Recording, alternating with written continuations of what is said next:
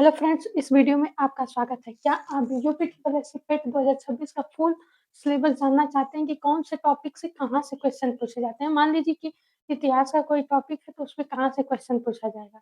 अगर इन सभी चीज़ों के बारे में अगर आप जानकारी चाहते हैं तो पहले हमारे चैनल को आप सब्सक्राइब कर लीजिए और बेल आइकन को ज़रूर प्रेस करिए, क्योंकि मैं इसी प्रकार से वीडियो बनाती रहती हूँ। तो चलिए वीडियो को बिना देरी के स्टार्ट करते हैं। तो यहाँ पे यूपी ट्रिपल एससी पेट 2026 फुल सिलेबस के बारे में जानना चाहते हैं तो वीडियो को बिना स्किप किए देखेंगे, तभी आपको समझ में इसमें आने वाला है। तो चलिए वीडियो को बिना देरी किए स्टार्ट करते हैं। तो सबसे पहले भारतीय इतिहास की बात करेंगे। तो भारतीय इतिहास में सबसे पहले आपको इसमें सिंधु घाटी सभ्यता पढ़ना होगा। ये भारतीय इतिहास के टॉपिक है। इस टॉपिक को आप पढ़ेंगे तो इसमें आपका 80 प्लस स्कोर हो जाएगा। जो मैं टॉपिक बता रही हूँ, अगर उस टॉपिक को अगर आप अच्छे से पढ़ेंगे तो आपका 100% है कि आप 80 प्लस स्कोर कर पाएँगे। तो सबसे पहले इतिहास के बारे में बात करेंगे, तो इसमें सबसे मेन टॉपिक है सिंधु घाटी सभ्यता आपको पढ़ना होगा। इसके बाद वैदिक सभ्यता हो गया, बौद्धिक धर्म, जैन धर्म और मौर्य साम्राज्य, गुप्त साम्राज्य, हर्षवर्धन, राजपूत युग, सुल्तनत युग, मुगल साम्राज्य, मराठा साम्राज्य, ब्रिटिश शासन और प्रथम स्वतंत्रता संग्राम और इसके बाद ब्रिटिश शासन का सामाजिक और आर्थिक प्रभाव। ये सब आपको पढ़ना पड़ेगा। ये सभी टॉपिक आप पढ़ेंगे तभी आप इसमें अच्छा नंबर ला पाएँगे और ये पूरे 5 क्वेश्चन आते हैं और पूरे 5 नंबर के इसमें आने वाले हैं। तो ये जितने टॉपिक आपको बताई हूँ ये सब इम्पोर्टेंट हैं। इसके बाद बात बात करूँगी दूसरे नंबर पे आपके सिलेबस में जो है वो है भारतीय राष्ट्रीय आंदोलन। तो इसमें से भी आपका 5 क्वेश्चन पूछा जाएगा। तो इसमें मैं आपको सबसे पहले बता दे रही हूँ कि स्वतंत्रता आंदोलन का प्रारंभ चरण, इसके बाद स्वदेशी और समन्वय अवज्ञा आंदोलन महात्मा गांधी और अन्य नेताओं की भूमिका है, ये भी टॉपिक आपको पढ़ना पड़ेगा। ये सिलेबस में आपके दिया हुआ है, तभी आप अच्छे अंक प्राप्त कर पाएँगे। इसके बाद इसी में है क्रांतिकारी आंदोलन और उदय राष्ट्रवाद का उदय, ये भी आपको पढ़ना पड़ेगा। इसके बाद है 1935 विधायी संशोधन और ब्रिटिश भारत अधिनियम 1935। इसके बाद एक और है कि भारत छोड़ो आंदोलन, आज़ाद हिंद फौज और नेताजी सुभाष चंद्र बोस। ये टॉपिक आपको भारतीय राष्ट्रीय आंदोलन के अंतर्गत आपको पढ़ना पड़ेगा। इसके बाद भूगोल की बात करेंगे कि भूगोल में आपको कौन-कौन से टॉपिक पढ़ना है। तो इसमें सबसे पहले आपको भारतीय और विश्व भूगोल पढ़ना पड़ेगा। इसके बाद नदियाँ, सभी नदियों के बारे में आपको पढ़ना पड़ेगा और जल संसाधन पढ़ना पड़ेगा। इसके बाद पहाड़ और ग्लेशियर, कौन पहाड़ कहाँ स्थित है, कौन ग्लेशियर कहाँ से निकलता है, इन सभी चीज़ों के बारे में आपको अच्छे तरीके से पढ़ना पड़ेगा। इसके बाद है रेगिस्तान और शुष्क क्षेत्र, ये भी पढ़ना पड़ेगा। वन के बारे में पढ़ना पड़ेगा आपको। इसके बाद अगला टॉपिक है खनिज और संसाधन, ये इसमें आपको भूगोल के अंतर्गत पढ़ना है। इसके बाद भारत और विश्व का राजनैतिक भूगोल, ये भी आपको पढ़ना है। इसके बाद जलवायु के बारे में आपको पढ़ना है।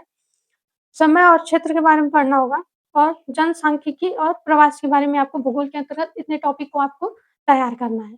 इसके बाद बात करूँगी भारतीय अर्थव्यवस्था की, तो इसमें आपको भारतीय अर्थव्यवस्था 1947 से 1991 के बीच में जो है जितनी घटनाएँ उन सभी चीज़ों के बारे में आपको पढ़ना पड़ेगा। इसके बाद है योजना आयोग और 5 वर्षीय योजनाओं, इसके बारे में भी आपको पढ़ना है। इसके बाद नीचे है मिश्रित अर्थव्यवस्था का विकास निजी और सार्वजनिक और इसके बाद हरित क्रांति के बारे में भी आपको पढ़ना पड़ेगा। इसके बाद श्वेत क्रांति और ऑपरेशन फ्लोड, इसके बारे में भी आपको पढ़ना है और बैंकिंग राष्ट्रीयकरण, इसके बारे में भी आपको पढ़ना है। इसके बाद 1991 के एलपीजी सुधार, इसके बारे में भी आपको पढ़ना है। इसके बाद नीचे टॉपिक है 2014 के बाद के आर्थिक सुधार, इसके बाद अगला है कृषि सुधार, इसके बाद संरचनात्मक सुधार और इसके बाद है श्रम सुधार और इसके बाद है आर्थिक सुधार और जीएसटी के बारे में आपको पढ़ना पड़ेगा। इन सभी टॉपिक को आपको भारतीय अर्थव्यवस्था के अंतर्गत इतने टॉपिक को आपको पढ़ना है। इसके बाद नीचे बात करूँगी तो भारतीय संविधान और लोक प्रशासन के बारे में आपको पढ़ना है। तो इसमें सबसे पहले आपको भारतीय संविधान के बारे में आपको पढ़ना है। इसके बाद इस भारतीय संविधान की क्या मुख्य विशेषताएँ हैं, इसके बारे में भी आपको पढ़ना है और निर्देशक सिद्धांत के बारे में आपको पढ़ना है। इसके बाद अगला है मौलिक अधिकार और कर्तव्य, इसके बारे में भी आपको पढ़ना पड़ेगा। इसके बाद संसदीय प्रणाली के बारे में आपको पढ़ना है। इसके बाद संघीय प्रणाली, संघ सरकार और युवा संघ राज्य और राज्य, इसके बारे में पढ़ना है। इसके बाद आपको न्यायिक ढाँचा के बारे में पढ़ना है, जिला प्रशासन के बारे में पढ़ना है और स्थानीय निकाय और पंचायत राज, इन सभी चीज़ों के बारे में आपको भारतीय संविधान और लोक प्रशासन के अंतर्गत इतने टॉपिक को पढ़ना पड़ेगा, तभी आप अच्छे नंबर ला पाएँगे। इसके बाद बात करूँगी सामान्य विज्ञान की, तो इसमें आपको बेसिक भौतिकी के बारे में पढ़ना पड़ेगा और बेसिक रसायन के बारे में पढ़ना पड़ेगा, केमिस्ट्री के बारे में और उसी तरह जो है बेसिक जीव विज्ञान के बारे में आपको पढ़ना है। इसके बाद दिया हुआ है प्राथमिक अंकगणित में, तो इसमें आपको टॉपिक दिया हुआ है पूर्णांक, भिन्न और दशमलव। इन इन टॉपिकों को आपको पढ़ना होगा अंकगणित के अंतर्गत।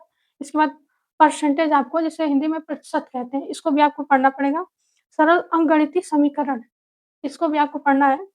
इसके बाद वर्ग और वर्गमूल, इसके बाद अगला है वर्ग और वर्गमूल, इसके बाद औसत। इन सभी टॉपिक को आपको पढ़ना पड़ेगा।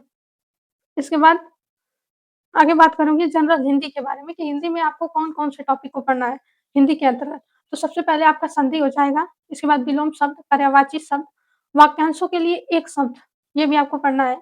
लिंग हो गया, समश्रुति भिन्नार्थक शब्द हो गए, मुहावरे, लोकोक्तियाँ, ये हो गया। सामान्य अशुद्धियाँ आपको पढ़ना रहेगा, लेखक और रचनाएँ।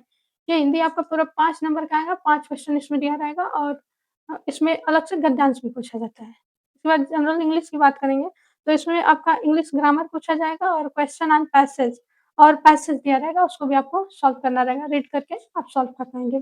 इसके बाद लॉजिक एंड रीज़निंग के बारे में पढ़ना पड़ेगा कि रीज़निंग में कौन-कौन से टॉपिक पढ़ें। तो रीज़निंग में टॉपिक पढ़ने के लिए आपको सबसे पहले क्रम और रैंकिंग, ऑर्डर एंड रैंकिंग के बारे में आपको अच्छे तरीके से पढ़ना है। ये टॉपिक कोई हार्ड नहीं होती है, आसानी होती है। रक्त संबंध, ब्लड रिलेशन के बारे में आपको पढ़ना है इसमें। इसके बाद कैलेंडर और वॉच, कैलेंडर और घड़ी के बारे में पढ़ना है रीज़निंग के अंतर्गत। इसके बाद कारण और प्रभाव के बारे में पढ़ना है, कोडिंग, डिकोडिंग आपको पढ़ना है। तो सबसे पहले अगर आप रीज़निंग शुरुआत करें, तो सबसे पहले आप कोडिंग, डिकोडिंग पढ़िए। इसके बाद सारे चैप्टर स्टार्ट करिए। आपको ज़्यादा समय नहीं है इसलिए सबसे पहले आप कोडिंग, डिकोडिंग रिवीज़न करिए, ज़्यादा से ज़्यादा तभी आपका रीज़निंग तैयार हो पाएगा। इसके बाद नीचे है करंट अफ़ेयर के बारे में आपको राष्ट्रीय करंट अफ़ेयर पढ़ना पड़ेगा। इसके बाद अंतर्राष्ट्रीय करंट अफ़ेयर पढ़ना पड़ेगा और भारत के पड़ोसी देश, राजधानियाँ और मुद्रा, इन सभी चीज़ों के बारे में आपको डिटेल से अच्छे से पढ़ना पड़ेगा। इसके बाद मुद्रा और राजधानी और देश से क्वेश्चन आते ही आते हैं। इसके बाद भारतीय राज्य और केंद्र शासित प्रदेश के बारे में आपको पढ़ना है इसमें और राष्ट्रीय और अंतर्राष्ट्रीय महत्व के दिवस के बारे में भी आपको याद करना ज़रूरी है। यहाँ से भी क्वेश्चन पूछा जाता है और इसके बाद अगला है विश्व संगठन और मुख्यालय, इसके बारे में भी आपको पढ़ना है। इसके बाद अगला है सामान्य जागरूकता, तो इसमें आपको भारतीय पर्यटन स्थल के बारे में पूछा जाएगा कि कौन कहाँ स्थित है। इसके बाद भारतीय कला और संस्कृति के बारे में पूछा जाएगा, जो जनरल अवेयरनेस के अंतर्गत आता है। इसके बाद भारतीय और राष्ट्रीय खेल के बारे में आज पूछा जाएगा क्वेश्चन और भारतीय शोध संस्थाओं के बारे में पूछा जाएगा। इसके बाद है पुस्तकें और लेखक, कौन-सी पुस्तक किसकी और इसके लेखक कौन है? इन सभी चीज़ों के बारे में आपको जनरल अवेयरनेस के अंतर्गत पूछने वाला है। इसके बाद पुरस्कार और सम्मान के बारे में पूछा जाएगा और जलवायु परिवर्तन और पर्यावरण से पूछा जाएगा। इसके बाद 13वें नंबर पर है अपठित हिंदी गद्यांश का विवेचन एवं विश्लेषण। 2 गद्यांश यहाँ से आपका पूछने वाला है प्रत्येक पर। इसके बाद आपसे ग्राफ पूछा जाएगा। इसके बाद टेबल से क्वेश्चन पूछा जाएगा। तो ये सभी अगर इतना आप तैयार कर लेंगे इन सभी टॉपिक से तो आप 80 प्लस स्कोर कर पाएँगे।